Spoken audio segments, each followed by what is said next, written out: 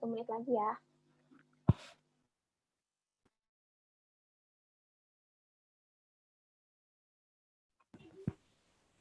Oke, sekarang udah jam 7:10. Langsung kita mulai aja. Halo teman-teman semua. Halo Kak. Halo Kak. Halo Kak. Jangan lupa snack sama alat tulisnya disiapin ya. Sebelumnya kenalin dulu, nama aku Hanif sama temen aku. Sandri kenalan dong.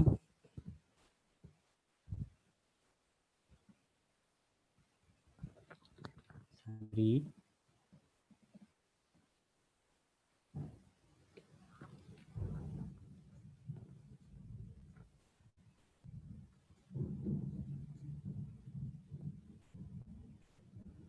Oke, jadi aku sama Sandri hari ini mau bawa materi Indraja sama SIG. Mungkin kalian banyak banget yang masih bingung tentang materi ini karena emang di UTBK itu soal-soal yang ada dari materi ini tuh emang sulit banget, dan kalau kalian nggak tahu dasar-dasarnya emang buat kesannya itu susah. Jadi nanti sebisa mungkin aku sama Sandri mau jelasin dasar-dasarnya ke kalian. Sebelumnya disclaimer dulu karena kita tuh belum pro-pro banget, jadi mungkin nanti waktu kita jelasin mungkin ada yang kurang atau salah, mohon maaf banget ya. Terus nanti kalau aku kecepeten ngomong aja langsung di chat, tapi jangan numpuk. Oke? Aku denger gak sih suaranya? Dengar Kak. Dengeran kok Kak. Oke. Langsung mulai aja ya. Next slide, Sandri.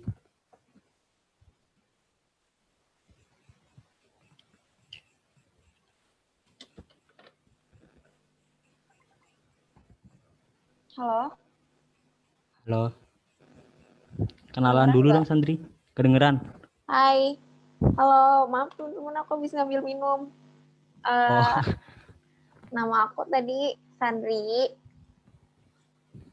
Mungkin dari kalian yang pernah join kelas aku geografi, waktu itu bahas soal itu terus aku di sini mau bahas juga sama Hanif berdua. Kalau misalkan kalian ada beda pendapat, boleh banget ya nanti. Ini kedengeran jelas kan? Jelas kok, jelas. Oke, mulai aja ya. Ya. Yang pertama, kita ada komponen atau sistem penginderaan jauh. Di sini itu ada beberapa komponen. Yang pertama, kita mulai dari sumber energi atau sumber tenaga.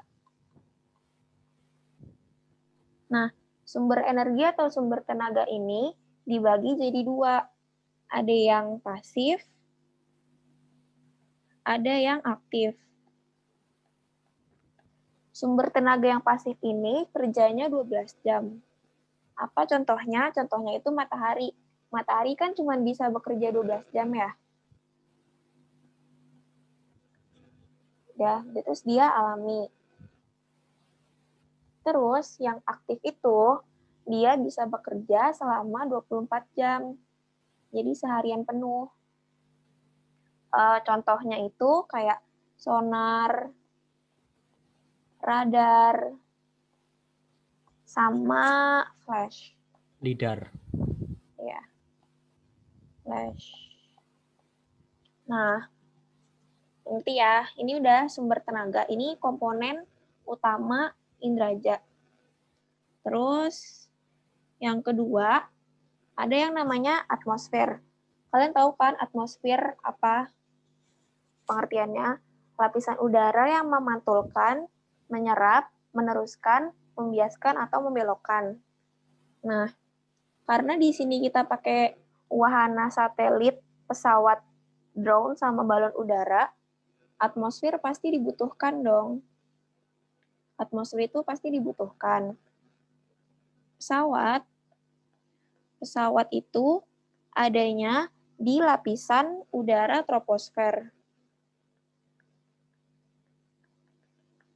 Sedangkan satelit adanya di lapisan udara termosfer. Gitu. Nah, ini komponen yang kedua, atmosfer.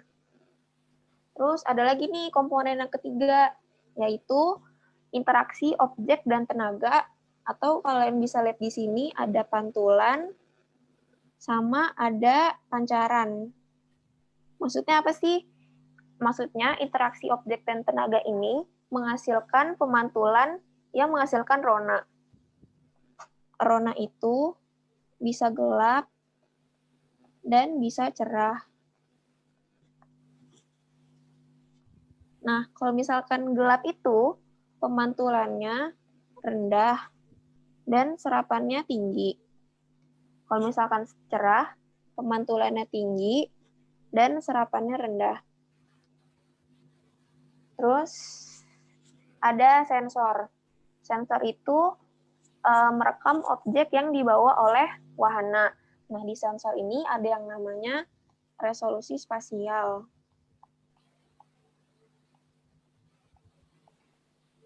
Resolusi spasial itu kemampuan sensor untuk menangkap objek terkecil. Tuh, semakin sensornya bagus, semakin resolusi spasialnya tinggi. Terus, sensor itu dibagi jadi dua. Ada yang pasif, ada yang aktif, sama kayak sumber tenaga nih. Ada yang pasif, ada yang aktif.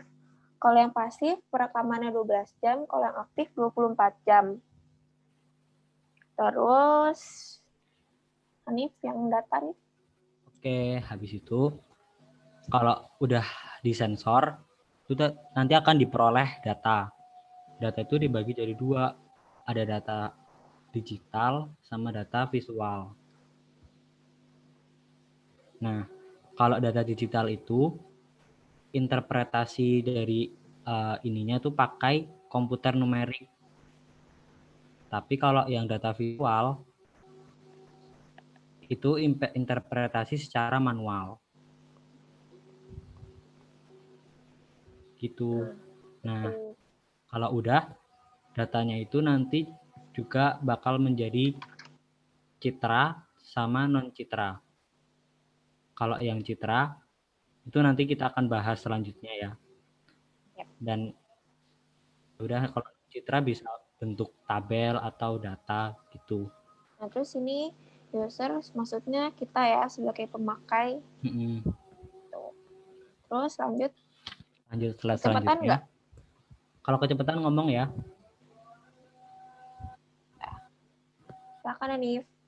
Oke, sekarang kita mau jelasin nih apa sih bedanya citra foto sama citra non foto. Kalau yang citra foto itu sensornya pakai kamera. Jadi kalian pahami dulu ya, ada variabel pembedanya itu ada 5 sensor, detektor, proses perekaman, mekanismenya, sama spektrum elektromagnetik yang digunakan. Nah, kalau citra foto itu sensornya pakai kamera.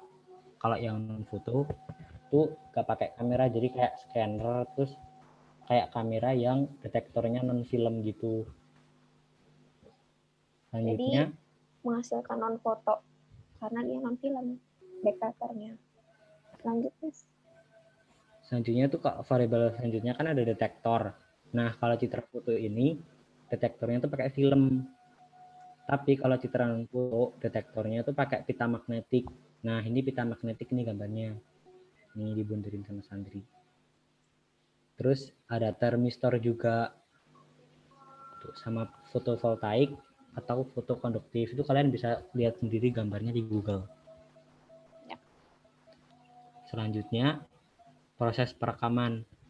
Nah, kalau citra foto itu sendiri direkamnya tuh pakai fotografi atau secara kimiawi gitu. Kalau citra non foto kita merekamnya tuh secara elektronik gitu. Terus mekanisme rekam. Buat mekanisme rekamnya, kalau citra foto itu serentak, dan kalau citra non foto itu parsial atau bertahap proses demi proses itu. Jadi nunggu foto yang satu selesai baru kita move on ke foto selanjutnya. Maksudnya Nah, objek selanjutnya. selanjutnya ada spektrum elektromagnetik yang digunakan. Kalau citra foto itu objek spektrumnya tuh tampak. Nah, tapi kalau citra non foto itu elektronik gitu. Yap, betul. Next. Nah, Kalau kecepatan ngomong ya. ini citra dibagi dua macam. Citra foto yaitu citra yang dihasilkan oleh alat sensor yang berupa kamera. Terus kalau misalkan citra non foto, citra yang dibuat dengan sensor bukan kamera. Bisa ya bedainnya, pokoknya kalau misalkan citra non foto itu bukan kamera, kalau foto itu berupa kamera. Kak, maaf. Tadi yang perbedaan citra foto sama foto yang terakhir tadi kelewatan, belum ketulis. Oke. Oh, oke. Kelihatan kan? Kelihatan. Teman-teman, nanti ini filenya ada di drive-nya Bersinar, jadi kalau misalkan kalian ketinggalan, jangan takut, ada di YouTube sama drive-nya Bersinar juga. Tuh. Lanjut ya. Iya. Oke. Nah, kita lanjut nih ke macam-macam citra foto. Jadi itu dibedakan ada berbagai kategori, dan kategori yang pertama itu berdasarkan spektrum. Citra foto yang pakai spektrum ultraviolet itu warnanya dominasinya ungu. Itu memakai spektrum ultraviolet buat melihat tumpahan minyak di laut. Nah, jadi itu biasanya makin ungu tuh minyaknya tuh makin kelihatan kalau di laut gitu. Semakin ungu, minyaknya lebih pekat dari air laut. Tuh. Terus ada namanya citra ortokromatik, yaitu citra yang spektrumnya nila, biru, dan hijau. Ini tuh ortokromatik biasanya untuk studi wilayah pesisir. Nah, ortokromatik ini bisa menembus kurang lebih 20 meter kedalaman air.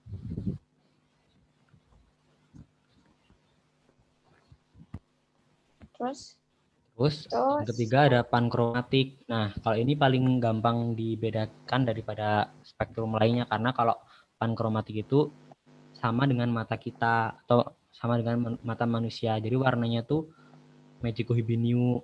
Jadi semua objek yang ada di citra itu sama dengan objek asli gitu. Terus yang terakhir ada inframerah. Nah, inframerah itu dibagi jadi dua. Ada inframerah yang asli sama inframerah yang modifikasi. Inframerah yang asli ini untuk identifikasi tanaman yang terserang virus. Karena si inframerah ini bisa untuk menembus jaringan tumbuhan. Nah, terus inframerah yang modifikasi ini spektrumnya merah sama hijau.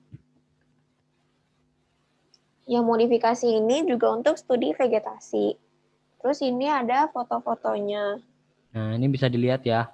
Yang pertama tuh yang warna ungu ini ultraviolet. Itu tambahan juga, kalau ultraviolet itu selain buat lihat minyak di laut, juga bisa buat jaringan aspal. Terus yang kedua, ini ada pankromatik nih. Kalau pankromatik jelas banget karena objeknya tuh sama kayak yang ada di aslinya, warna asli. Ya. Terus yang ketiga ini itu orto, karena didominasi warna hijau itu. Jadi gampang banget buat lihat survei vegetasi atau studi pantai. Nah, yang bawah ini ada inframerah yang asli, yang merah doang ini. Terus yang satunya kan merah sama biru, berarti dia inframerah modifikasi. Ini sebenarnya kayak hijau kebiru-biruan gitu, gimana sih, Tosca? Ya, Tosca ya, maksudnya Tosca. Paham kan? Tuh. Paham, Kak. Oke, lanjut ya. Terus yang berdasarkan sumbu kamera.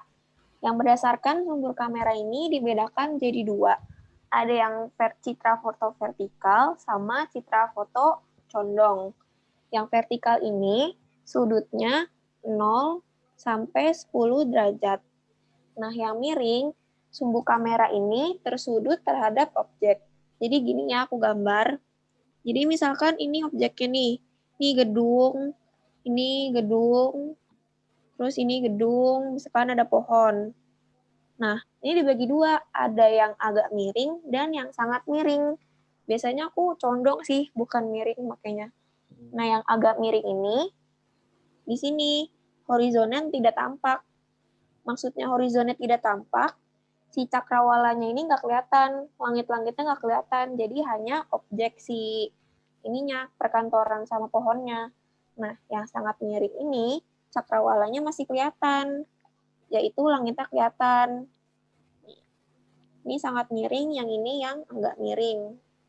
Yang sangat miring, langitnya masih kelihatan, yang agak miring, cakrawalanya sama kali nggak kelihatan. Gitu. Gampang kok. Jangan Terus dibikin lanjut. pusing kalau belajar ini. Nah, ini berdasarkan jenis kamera. Jadi dibagi jadi dua, ada tunggal sama jamak.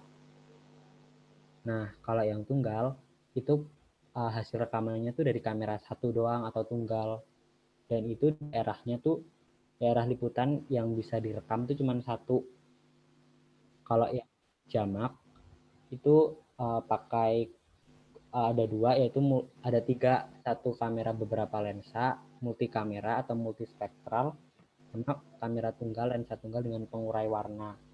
Kalau pengurai warna itu kayak filter gitu, jadi ada warna biru, hijau, merah gitu. Ya, maksudnya satu kamera tapi salinan warnanya banyak gitu, guys. Nah, kalau yang pakai jamak ini, foto jamak ini, ada arah liputannya juga satu, tapi kemampuan beberapa elektromagnetiknya tuh beda-beda gitu. Gitu. Lanjut. Lanjut. Ada yang berdasarkan warna. Kalau yang Ini berdasarkan sama ya warna, kayak tadi. sama dibagi jadi Ada dua. yang warna asli dan warna semu. Warna asli itu Meijiku Hibiniu. Kalau misalkan yang semu, ini pakai inframerah. Gitu. Terus lanjut. Berdasarkan wahana. Nah, ini wahana gampang banget ya, karena kalau wahana itu kita lihat nih kameranya tuh dari mana gitu loh. Kalau foto udara menggunakan wahana pesawat, drone juga bisa balon udara. Ya, itu di troposfer. Terus kalau satelit itu di termosfer, karena tuh bener-bener di luar angkasa gitu loh, pakai satelit. Oh, ya. Kalau aku kecepatan ngomong ya. Ya. Terus lanjut, yang ini macam-macam citra non-foto. Yang pertama ada yang berdasarkan spektrum juga nih. Nah, tapi mereka cuma dibagi menjadi dua. Yang pertama inframerah thermal. Inframerah thermal ini membedakan objek dengan suhu dan dia memakai sumber tenaga buatan. Ini buatan ya. Ini buatan. Nah, terus yang kedua ada citra radar dan citra gelombang mikro. Citra radar ini untuk gelombang suara. Nah, dia juga buatan nih, dia aktif si radar. Nah, terus yang gelombang mikro ini sumber tenaga alami, dia pasif. Contohnya kayak matahari yang tadi, dia cuma 12 jam penyinaran. Gitu. Terus, pokoknya ingat aja ya kalau misalkan pasif, dia alami. Kenapa alami? Karena penyinarannya 12 jam aja, soalnya dia pakai sumber tenaga matahari. Ya, kalau yang aktif, ya terus yang aktif tuh pasti buatan, karena itu pakai teknologi, jadi bisa 24 jam menyinari terus gitu. Ya. Sebenarnya indera aja disambung-sambungin tuh bisa, guys. Ya, nggak usah dibawa pusing ya. Yap, nyambung terus itu. Ada berdasarkan sensor yang digunakan. Ini sama juga kayak yang tadi, dibagi jadi dua, ada tunggal sama multispektral. Tunggal itu ya benar-benar kamera sensornya kan satu doang. Terus yang multispektral pakainya tuh banyak gitu, banyak warna. multispektral itu banyak warna ya guys. Ingat-ingat kok, spekter itu warna.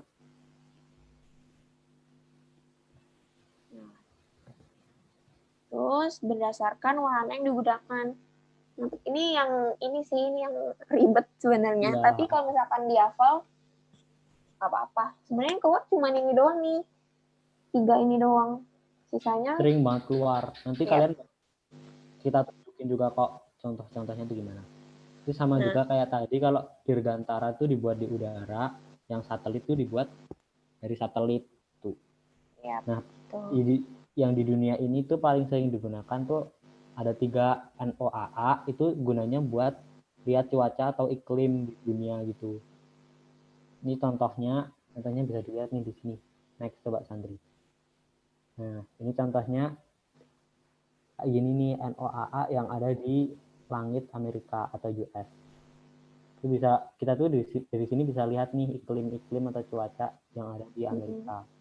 Terus yang kedua ini Viking nih yang ada di satelit. Yang Karena biasa Kak. Viking ini digunakan buat penginderaan jauh luar angkasa. Yap. Nih.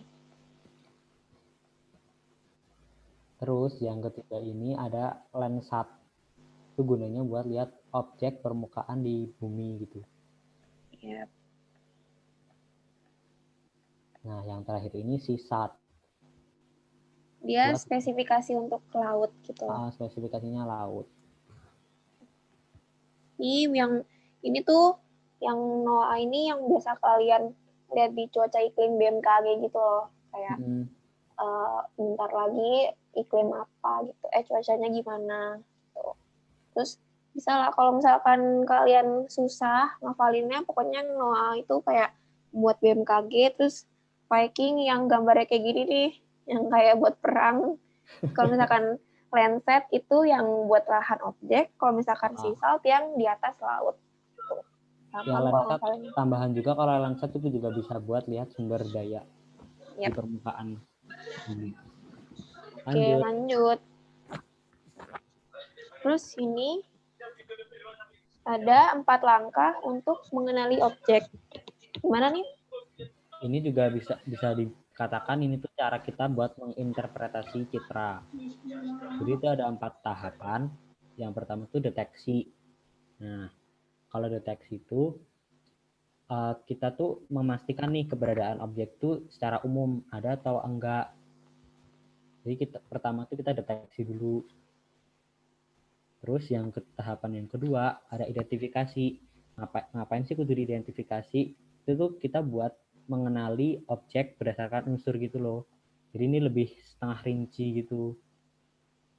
Nah, itu tuh ada tiga ciri utama. Nanti bakal dijelasin. Ada spektral, spasial, sama temporal.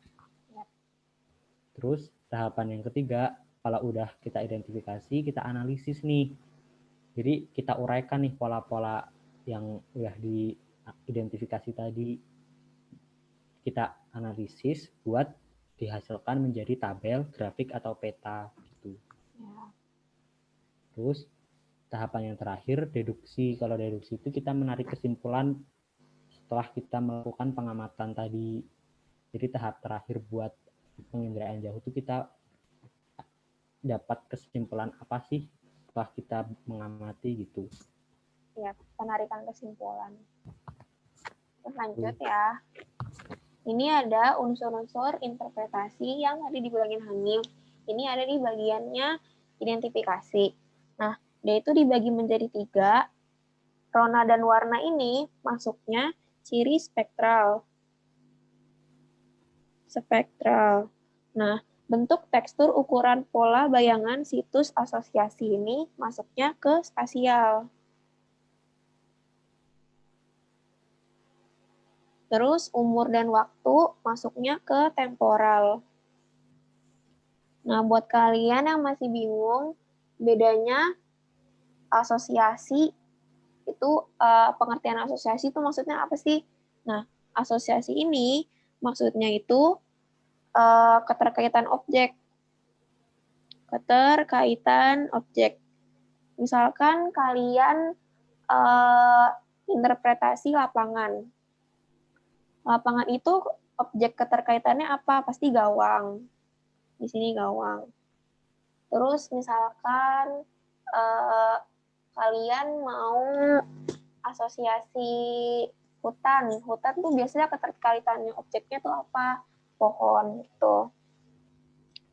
Terus bayangan itu kayak gimana? Bayangan itu waktu perekamannya.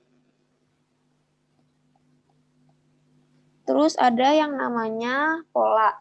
Pola ini dibagi jadi 2, teratur atau tidak teratur. Tidak teratur. Terus ada lagi tekstur.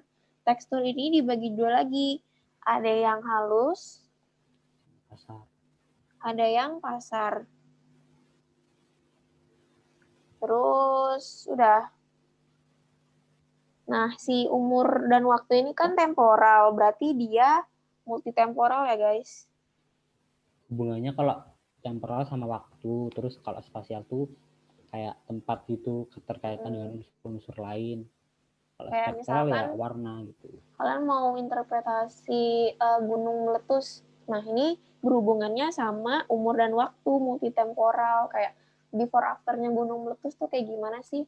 Pakainya umur dan waktu gitu. Kalau situs Hanif ada yang mau ditambahin nggak? Itu sih kalau situs kadang masih bingung kan perbedaannya sama asosiasi. Ya enggak? Tuh paling gampang tuh mengingatnya kalau situs itu lokasi objeknya berhubungan dengan objek lain gitu. Kalau asosiasi itu lebih ke keterkaitan unsur gitu, kayak tadi yang dibilang Sandri kan, kalau gawang sama lapangan. Gawang kan fungsinya ya pasti ada di lapangan kan gitu. Ya. Kalau situs berhubungannya sama objek lain, kayak misalkan Universitas Indonesia itu adanya di mana gitu. Kalau misalkan asosiasi keterkaitannya Universitas Indonesia itu ada gedungnya gitu. Gedung rektorat di atas di atas. Oh ya bedanya. Lanjut aja kali ya. Lanjut kita ke SIG. sekarang. SIG seperti yang kalian tahu, ini sistem informasi geografi. Artinya itu cara untuk mengumpulkan, mengelola, menganalisis, memanipulasi data, menyajikan informasi geografi suatu wilayah. Hasil akhir dari SIG ini peta tematik. Ini pada mulai tambahin nggak? Paling buat ininya sih kayak guna atau manfaat dari SIG ini. Jadi dengan SIG ini kita tuh bisa tahu pengambilan keputusan yang lebih cepat gitu dari ke pemerintah juga bisa lewat SIG. Terus ada juga analisis sumber daya itu bisa efisien atau enggak kita lihat dari SIG. Terus buat evaluasi juga. Ya benar, evaluasi. Nah biasanya yang sering kalian yang keluar itu namanya inventarisasi. Ini namanya ribet. Padahal namanya cuma pendataan doang, tapi yang sering keluar tuh namanya itu. Jadi jangan bingung kalau misalkan inventarisasi apaan. Itu tuh nama lainnya dari pendataan. Gitu. Terus ini juga buat perencanaan update wilayah. Lanjut ya. Lanjut. Terus ada komponen dari SIG sendiri. Komponennya itu ada hardware, ada software, dan ada brainware. Data sama metode nanti ya. Nah, hardware itu ada dibagi 3. Ada input, ada proses, dan juga output. Yang input ini contohnya itu kayak keyboard,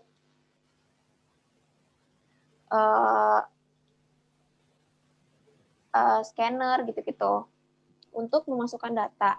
Terus yang proses itu hardware-nya ada CPU,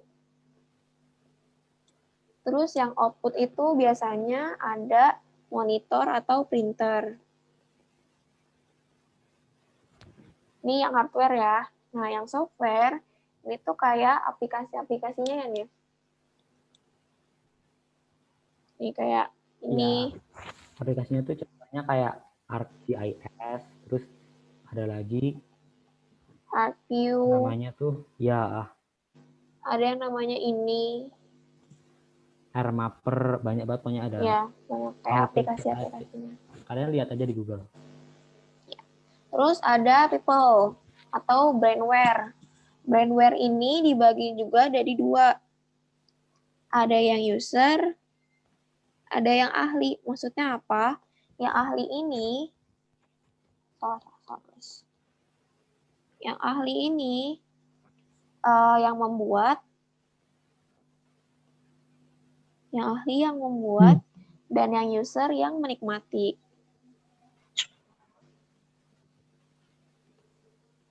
Gitu. Dah, ini komponennya untuk SIG. Hardware tuh banyak banget, bisa kalian cari aja di Google. Kalau misalkan yang input tuh ada keyboard, ada digitizer, ada scanner. Kalau misalkan yang proses tuh ada CPU, ada mobo, ada hard disk. Kalau yang output ada monitor, printer, plotter gitu-gitu. Kayak banyak. Dan dasarnya tuh ada 3 intinya. Tapi yang sering keluar paling ini sih, keyboard, CPU, printer. Iya. Yep. Terus ada data. Hanif, tadi ada yang mau ditambahin nggak? Nggak ada. Udah. Oke. Terus ada data. Data itu dibagi jadi dua, data spasial sama data terestrial. Terus kita ini bahas yang data spasial dulu ya. Data spasial juga dibagi dua nih, ada yang data raster sama data vektor. Yang pertama itu data spasial, data keruangan. Yang pertama ada data raster. Datanya ini berupa pixel, yaitu picture element atau grid-grid kotak-kotak kecil yang bisa kalian lihat tuh kayak gini. Nah, setiap satu pixel ini, dia itu punya koordinatnya sendiri. Makanya dia mudah dianalisis, gitu. Terus dia juga murah dan teknologinya sederhana. Terus dia itu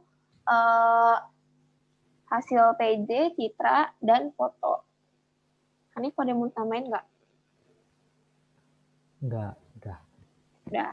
Pokoknya kalau misalkan yang raster itu yang grid kotak-kotak kecil. Dia mudah dianalisis karena setiap pixelnya ini punya koordinatnya sendiri-sendiri. Terus yang kedua di data spasial ini ada yang namanya data vektor. Ini mau jelasin atau gimana? Nah, ini kalau data vektor ini tuh datanya pakainya titik, garis, poligon gitu.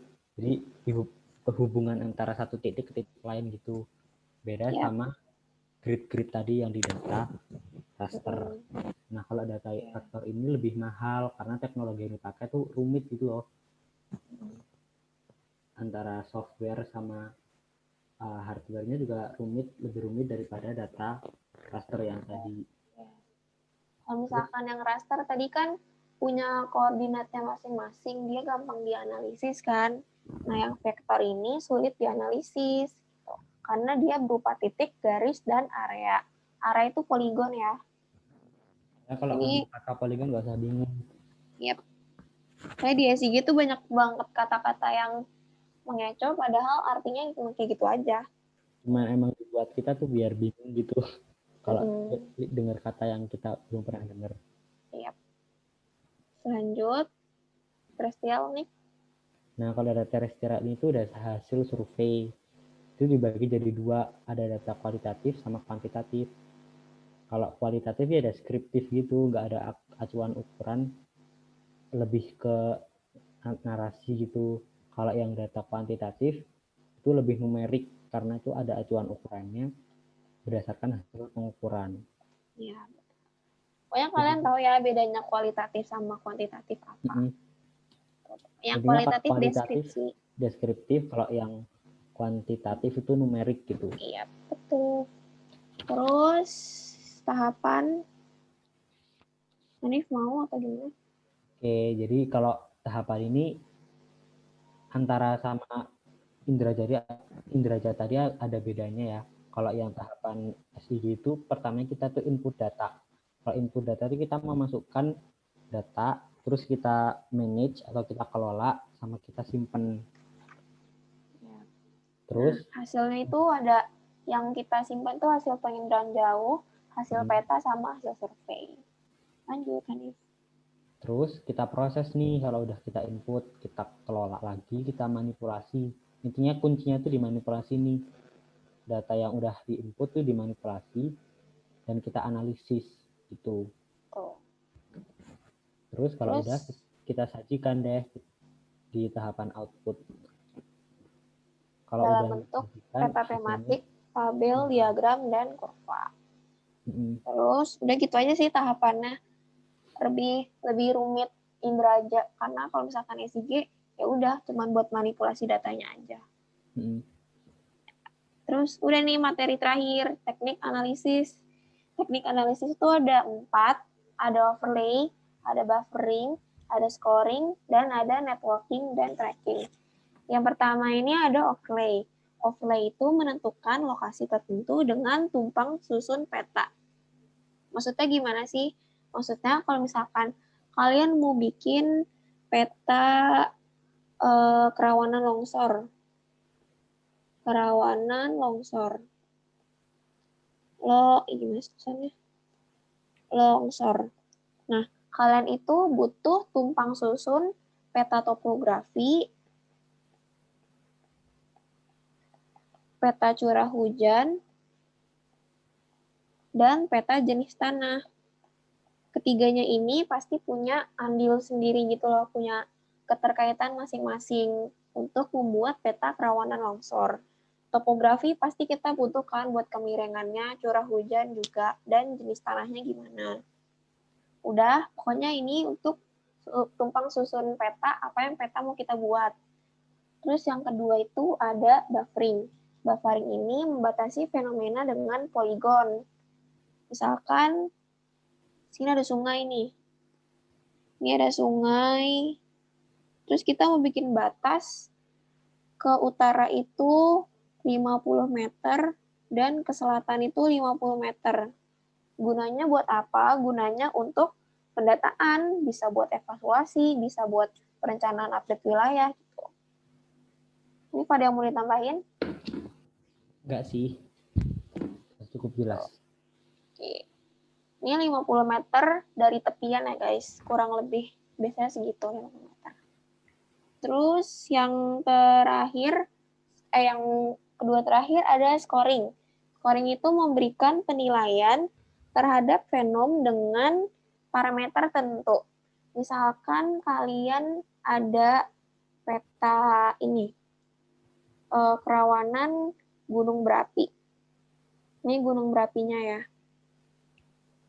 Terus di sini itu kalau misalkan kalian pakai teknik scoring, misalkan di sini A, di sini A, di sini A, di sini B, di sini B, di sini B. Terus di pinggirannya tuh C, C, C, C, C, C, C. Nah, kita kalau misalkan mau pakai scoring, yang A ini kita kategorikan sebagai parah. Karena dia dekat sama melingkari gunung berapi. Terus yang B ini kita kategorikan sedang kerawanannya. Terus misalkan yang C kita kategorikan sebagai ringan. Nah, dalam scoring ini kita mengelompokkan berdasarkan persen-persenannya. Kalau misalkan yang parah, kerawanannya itu bisa sampai 75%. Kalau misalkan yang sedang, 50-75%. Dan kalau yang ringan, kurang dari 50%. Nah, ini cuma contoh ya. Scoring itu sebenarnya kayak banyak banget, datanya tuh banyak banget, tapi ini aku bikin simple aja, cuma 3 data. Pokoknya kalau misalkan yang A, karena dia melingkari gunung berapi, dia tingkat keparahannya cuma 75%. Tapi semakin dia menjauh ke daerah B, dia sedang yaitu 50-70%, 75%. Nah, daerah yang C nih yang jauh-jauh dari gunung berapi, tingkat kerawanannya ringan, cuman kurang dari 50%. Gitu. Nah, ini tuh manfaatnya juga buat ini ya, evakuasi bencana alam Bencana. gitu. Terus yang terakhir banget nih, networking sama tracking. Networking ini analisis jaringan. Networking ini analisis jaringan dan tracking ini penjajakan jalur. Contohnya apa sih? Contohnya ini untuk transportasi, untuk saluran PAM, dan saluran listrik. Pokoknya kalau misalkan kalian nemu soal networking tracking, ingatnya jaringan sama jalur. Itu aja. Ini ada yang mau ditambahin? Ini kalau kalian mau ingat-ingat dari awal itu kalau overlay ini tuh tumpang tindih lapis data gitu. Jadi ada beberapa data yang disusun secara ditumpuk gitu. Itu overlay. Kalau buffering itu kita batasi objek-objek itu pakai penyangga atau bisa juga polygon area itu. Fungsinya kalau buffering itu juga bisa buat kayak perencanaan, terus perlindungan wilayah, juga bisa buat alokasi juga. Perencanaan wilayah gitu. Kayak mau bikin permukiman nih, kan kita nggak mungkin pinggir sungai banget. Kayak kita pakai teknik analisis buffering. Gitu. Terus yang tadi udah disebutin Sandri, kalau scoring itu intinya pakai parameter, kata kuncinya itu di parameter. Ini nggak cuma ABC ya, bisa pakai numerik, iya. bisa pakai apa, simbol-simbol gitu. Terus yang networking tracking yaitu analisis jaringan sama jajak jalur gitu. Udah deh, itu doang. Selesai deh materinya. Selesai deh materinya. Gampang kan? Segitu gampang banget. Nggak gampang juga sih, ribet juga. Tapi kadang ya, soalnya yang keluar emang kayak gitu. Nah, kalian ada yang mau ditanyain nggak? Sampai sini. Ya. By the way, dari jangan Askia. lupa nanti kalau misalkan kita udah mau selesai sesi tanya jawab, di scan ya ini. Biar kita tahu, biar perkembangannya gimana sih, kita kurang apa gitu. Yang ulasan bersinar. Sandri ada yang nanya nih, Askia. Kak masih bingung bedanya situs dan asosiasi tadi. Ini mau jelasin gimana? Kalau intinya tuh, kalau yang situs, contohnya kayak lapangan sama objeknya. Kebalik. Kalau asosiasi itu lapangan sama gawang. Itu tuh hubungannya sama keterkaitan unsur. Jadi kalau asosiasi itu lebih ke unsurnya, kalau situs lebih ke objeknya. Kan kalau misalnya selain gawang sama lapangan deh, ada misalnya ini kolam renang. Biasanya di kolam renang itu ada perosotan gitu. Iya, kan gunanya buat rekreasi itu kan. Maksudnya perosotan di situ gunanya buat rekreasi di kolam renang. Terus contoh lain kayak banyak sih sebenarnya contohnya, kayak kamu ada nggak sih keterkaitannya kayak gimana gitu. Kalau misalkan kamu hubungin aja ada keterkaitan unsur fungsinya nggak gitu. Iya, kayak lapangan tuh pasti ada gawangnya kan. Tuh. Terus yang paling sering keluar ya lapangan sama gawang ya kan? Iya, lapangan gawang. Ini paling sederhana sih itu contohnya. Ini juga bisa kayak misalkan kalian pakai kacamata nih. Asosiasinya berarti kalian dan kacamata berhubungan. Nah, situsnya kacamata itu ada di muka kalian gitu. Bisa nggak? Kalian bisa ini nggak? Bisa analoginya kayak gitu deh. Analoginya gitu.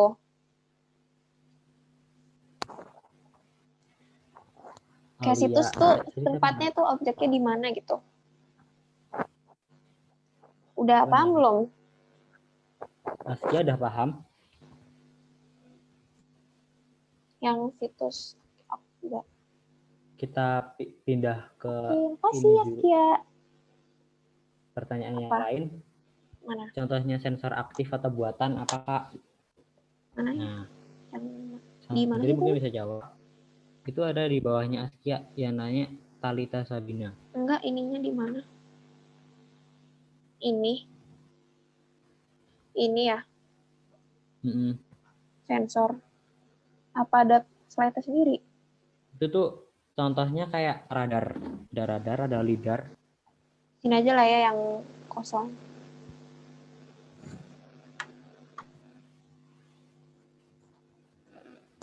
apa nanyanya? Ini Apa nih? sensor contohnya apa? Sensor yang aktif sama pasif. Iya, ya nggak sih?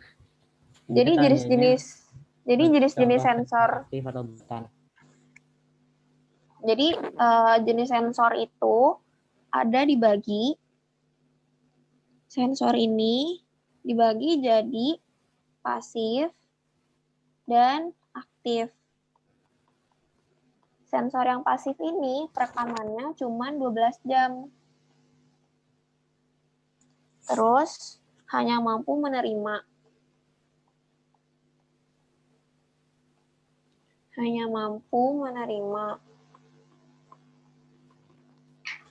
Terus dia pakai sumber tenaga alami. Matahari. Ya. Sensor tuh beda sama wahana ya. Terus yang aktif itu 24 jam. Dia itu bisa menerima dan bisa memancarkan. Terus dia sumber tenaganya buatan. Tuh. Kan tadi udah dijelasin sama Sandri juga kalau sensor aktif itu pasti pakai sensor itu pasti ada resolusinya. Nah, contoh dari sensor aktif itu kayak tadi NOAA itu resolusi temporalnya itu atau frekuensi untuk merekam objeknya itu 12 jam kalau NOAA. Terus kalau Iconos itu 3 hari sekali, Landsat yang tadi itu 30 hari sekali gitu. Tuh. Ya gini deh, sensor tuh beda sama ini ya. Sensor beda sama wahana dan sumber tenaga. Misalkan yang aku lebih ringkas, sensornya pasif, sumber tenaganya alami, itu matahari. Tuh. Terus sensor aktif, dia itu sumber tenaganya buatan. Dia itu pakainya radar, flash, sama sonar. Dia itu cuma 24 jam. Gitu. Udah paham belum? Pertanyaan selanjutnya aja deh.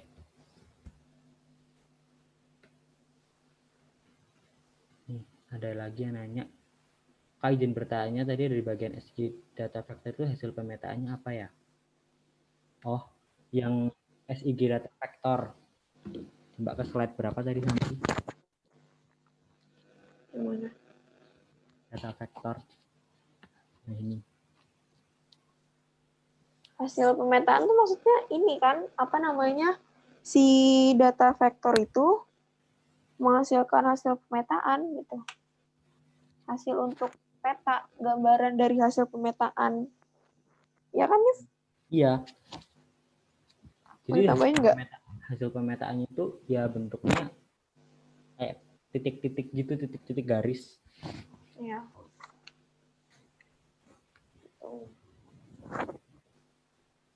Masih kurang jelas.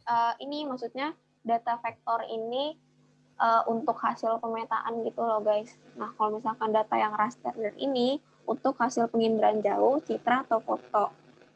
Kayak misalkan lebih sering dipakai untuk apa gitu. Kalau yang data spasial untuk hasil penginderaan jauh, kalau misalkan yang vektor ini lebih digunakan untuk hasil pemetaan.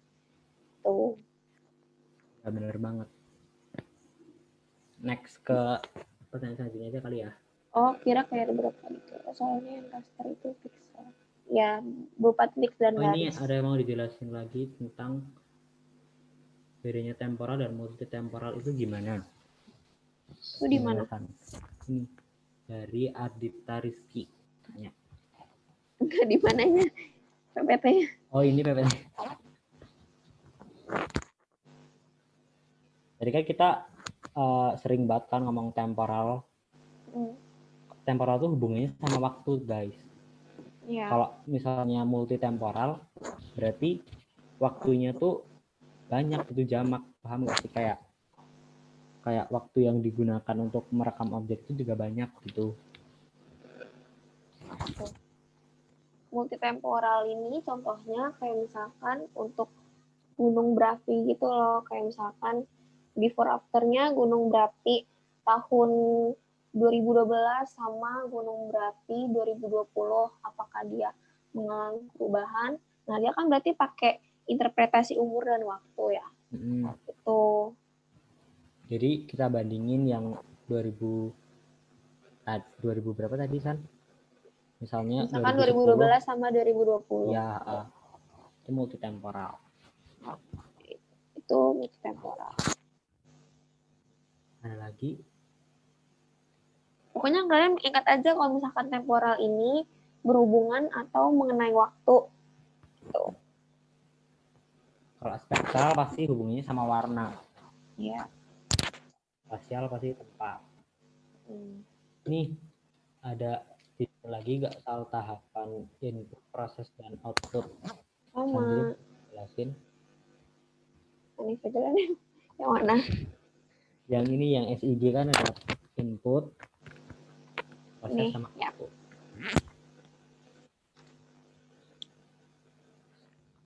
Kamu jelasin. Kalau misalkan penginderaan jauh, tadi kan komponennya banyak ya, kayak sumber tenaga, lalili, sensor, bla bla. Terus tahapannya juga ribet. Kalau misalkan yang SIG, dia ini untuk sistemnya gitu loh. Si pertama tahapan kita tuh input. Input itu pasti memasukkan data, memanajemen data, dan menyimpan data. Apa sih yang kita input? Yang kita input itu ada hasil penginderaan jauh, hasil peta, dan hasil survei. Ini yang di-input. Ada hasil PJ, ini kecil banget. Ada hasil PJ, ada hasil peta, sama hasil survei. Ini yang kita input. Survei. Terus abis kita input, kita kelola nih, kita proses, kita manipulasi, dan kita analisis data. Terus yang ketiga, outputnya. Outputnya ini menyajikan hasil analisis berupa informasi geografi. Nah, dari si hasil penginderaan jauh, dari hasil peta dan hasil survei ini, kita bisa menyajikan hasil analisis berupa peta tematik, tabel, diagram, atau kurva. Gitu. Jadi sistem informasi geografi ini fokus sama sistemnya gitu loh. Apa yang mau dihasilkan, iya.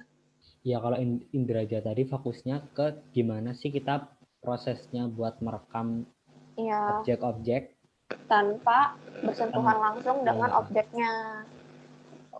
Hakikat dari Indraja kayak gitu. Terus, kita move on ke pertanyaan selanjutnya aja kali ya. Udah jelaskan tadi. Siapa yang nanya?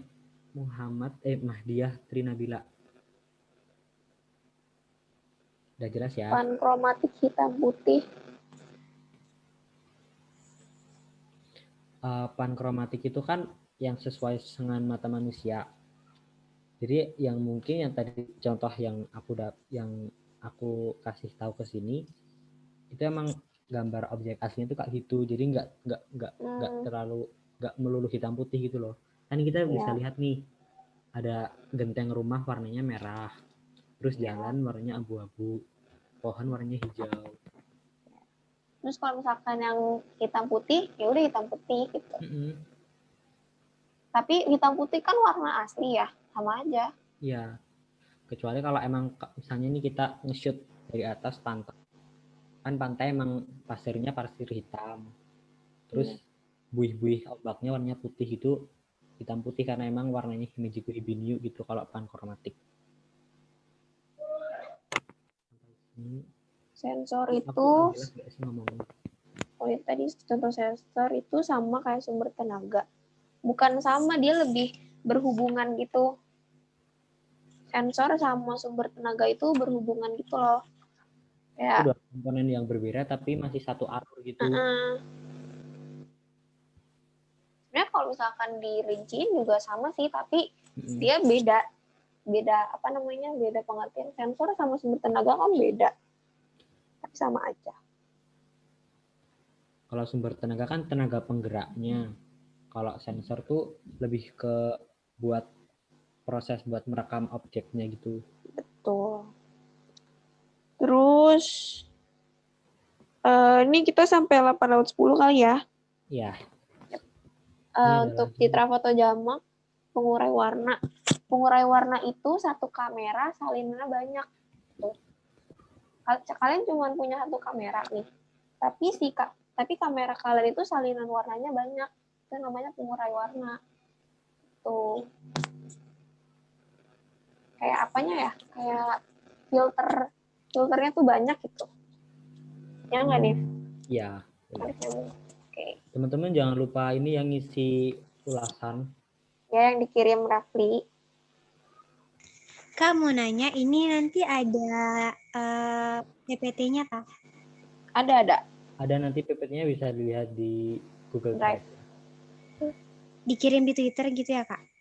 Iya, nanti Boleh, nanti aku kalian tweet cek juga. Drive Bersinar ya. Oh ya, terima kasih Kak. Oke. Nah, ini lagi yang nanya nggak sih? Oh, jadi kayak prisma gitu. Gimana nih, San? Prisma ya? Prisma buat pengurai warna gitu maksudnya. Ini aja nih, Oh. Marsyanda Ajeng. Marsada aja udah dibalas. Radar itu apa ya? Apakah radar mempunyai tahapan untuk mengirim? Nah, kita sebenarnya jangan jauh-jauh gitu loh. Jangan jauh-jauh gimana tahapannya si radar ini nangkep gelombang elektromagnetik, karena yang keluarnya gitu-gitu aja gitu. Jadi kita fokus ke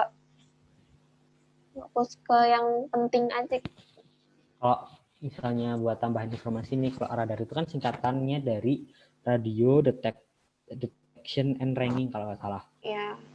Jadi itu radar itu mekanismenya tuh mereka mendeteksi objek tuh pakai spektrum radio gitu. Nanti kalau kalian juga belajar ada namanya jendela atmosfer, itu kan ada yang namanya sinar gamma, terus sinar X, UV, visible, terus microwave, banyak banget. Nah kalau radar itu mereka pakai spektrum radio gitu. Jadi seperti yang udah dibilang Sandri tadi, jangan jauh-jauh gitu. Intinya kalian paham aja kalau komponen-komponen.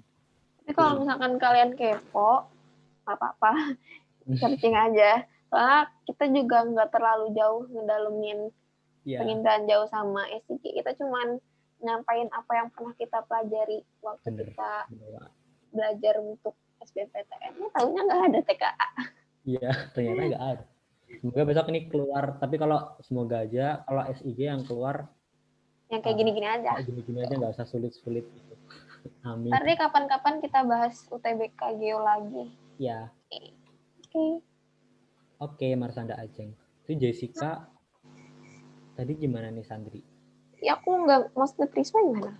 Aku nggak paham. Aku nggak ngerti Prisma. Prisma gimana? Pahamku tuh kayak Prisma kayak bisa buat pengurai warna jadi MGPV gitu. Gitu. Iya, betul. Maaf ya Jessica. Oh iya, pengurai warna kan? Oh, kalau misalkan definisinya pengurai warna, benar. Pokoknya kalian patokannya tuh satu kamera, salinan warnanya tuh banyak gitu.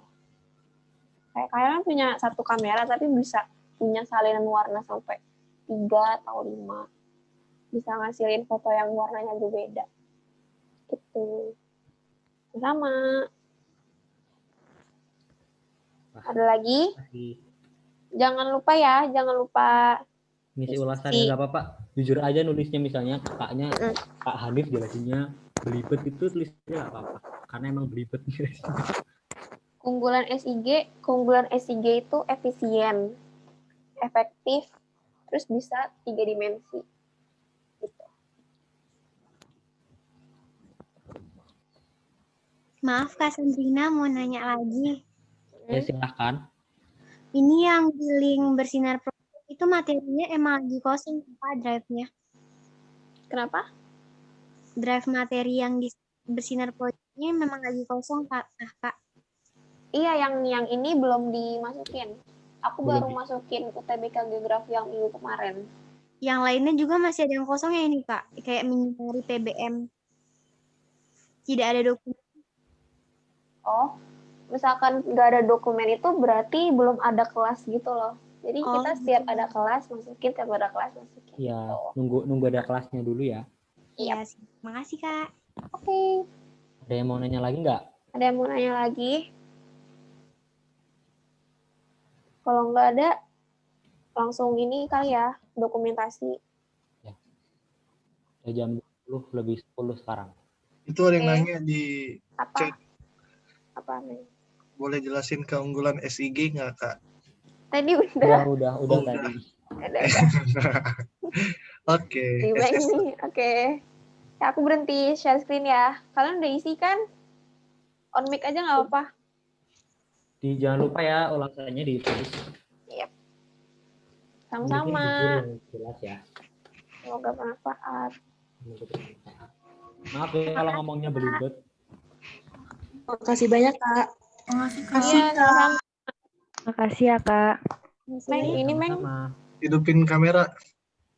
Oh iya, sebelum ini live ini dong, hidupin kamera dulu. Kita foto dulu. Iya, foto dulu. Tapi maaf ya, aku nggak bisa on cam. Loh, Kak Sandri nggak on cam? Aku nggak. 1, 2, 3. Lagi ya. 1, 2, 3. Slide 2.